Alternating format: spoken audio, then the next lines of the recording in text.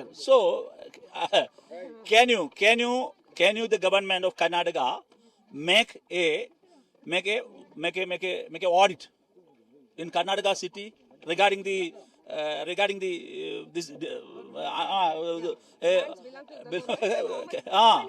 how many of them? So so the government. So because why did the here? Why only the pure? Why only the pure? Why only the pure? So you have courage, the Siddaramaiah, to go bulldozer raj with the illegal construction to the rich people? You have the courage. ഉണ്ട റഹീമെ ഉണ്ട അങ്ങനെ വരട്ടെ. എൻ്റെ ഈ കാണുന്ന ആൾക്കാരോട് ആദ്യമേ പറഞ്ഞാൽ ഈ വീഡിയോയിൽ വലിയ സുഖമുള്ള വർത്താനം ആയിരിക്കില്ല. അതുകൊണ്ട് അങ്ങനെയുള്ളവർക്ക് അല്ലെങ്കിൽ നല്ല എന്താ പറയുക അൺപാർലമെന്ററി വേർഡ്സ് വന്നു എന്നും പറഞ്ഞിട്ട് ആരും കമന്റ് ചെയ്യേണ്ട. അങ്ങനെയുള്ളവർ മാത്രം കണ്ടാൽ മതി. ഇന്ന് അല്ലെങ്കിൽ ഇന്നലെ റഹീമും ജലീലും കൂടെ മുസ്ലിങ്ങളെ പേരും പറഞ്ഞ് ഇവന്മാരുടെ വിചാരം മുസ്ലിങ്ങൾ മൊത്തത്തിൽ അട്ടിപ്പേർ അവകാശം ഇവന്റെ ഒക്കെ തന്തക്കോ അല്ലെങ്കിൽ ഇവനോ കൊടുത്തിട്ടുണ്ടെന്ന തോന്നലാണ് ഇവനൊക്കെ അവിടെ പോയിട്ട് ബബ്ബ പറഞ്ഞത്. കേരളത്തിൽ എടുത്താൽ പൊങ്ങാത്ത പ്രശ്നങ്ങളുണ്ട്. ഇന്ത്യയിലെ പല സ്ഥലങ്ങളിലും മൊത്തത്തിൽ എടുത്താൽ പൊങ്ങാത്ത പ്രശ്നങ്ങൾ പോണേ കിടക്ക്. കർണാടകയിലുള്ള ഈ ഒരു സംഭവം പിടിച്ചിട്ട് അവിടെ മതം കുത്തിക്കയറ്റി, മുസ്ലിമിനെ കുത്തിക്കയറ്റി, ദളിതനെ കുത്തിക്കയറ്റി ഇവന്മാര് കാണിച്ചിട്ടുള്ള ഈ മറ്റേ പച്ച പട്ടി ഷോ ഉണ്ടല്ലോ, അതാണ് നമ്മൾ ഇന്നലെ കണ്ടത്.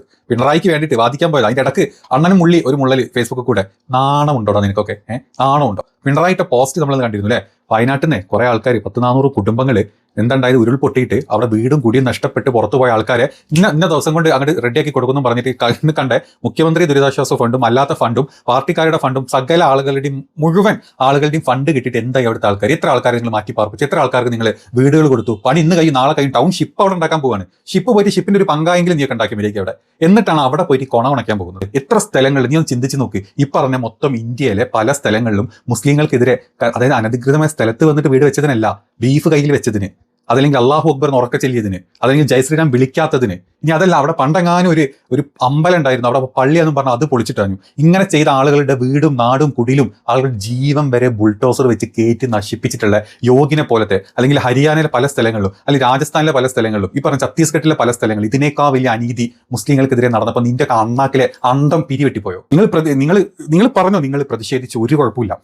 ജലീലും റഹീമും നമ്മുടെ പിണും ഒക്കെ പ്രതിഷേധിക്കട്ടെ. പ്രതിഷേധിക്കുന്നതിനല്ല കുഴപ്പം. പ്രതിഷേധിക്കുമ്പോഴല്ലോ അത് ഈ പറഞ്ഞ കർണാടകയിലുള്ള ഈ പറഞ്ഞ കോൺഗ്രസ് ഗവൺമെന്റ് അവിടെ വന്നതുകൊണ്ട് അവിടെ മുസ്ലിങ്ങളെ പേരും കുത്തിക്കയറ്റി ഇമാതിരി ചെറ്റ വർഗീയവാദം അവിടെ പോയി പറയാൻ നിൽക്കരുത്. അങ്ങനെ നീയൊക്കെ പ്രതികരിക്കുകയാണെങ്കിൽ ഇന്ത്യയിലെ മൊത്തം ഓരോ ദിവസവും 10 എണ്ണത്തെ നടക്കുന്നുണ്ട്. പ്രതികരിക്കും. അപ്പം ഇതിന്റെ കണ്ടിമുള്ളൂ അല്ലെങ്കിൽ പിടുകാമണി പറയും നിനക്കൊക്കെ. നീ യോഗി ചെയ്ത ഏതെങ്കിലും ഒരു കേസ് നീ ഉത്തർപ്രദേശിൽ പോയിട്ട് ഇതേപോലത്തെ ഒരു സ്ഥലത്ത് പോയിട്ട് എത്രയോ അവിടെ ദിവസം മുസ്ലിങ്ങളെ വീട് പൊളിച്ചുകൊണ്ടിരിക്കുന്നുണ്ട് ബുൾഡോസർ വെച്ച്. ഏതെങ്കിലും ഒരു സ്ഥലത്ത് പോയിട്ട് എവിടെ ഇവിടുത്തെ CM, എവിടെ യോഗി, എവിടെ BJP സർക്കാർ, എവിടെ ഇവിടുത്തെ മന്ത്രിമാരെന്ന് പറയൂടാ നീയൊക്കെ? റഹീമെ, നിന്റെ പിടുങ്ങാമണി ഞാൻ വിറച്ചോണ്ടിരിക്കും. നീ അവിടെ കിടന്ന് മുള്ളി അപ്പി വരെ ഇടും.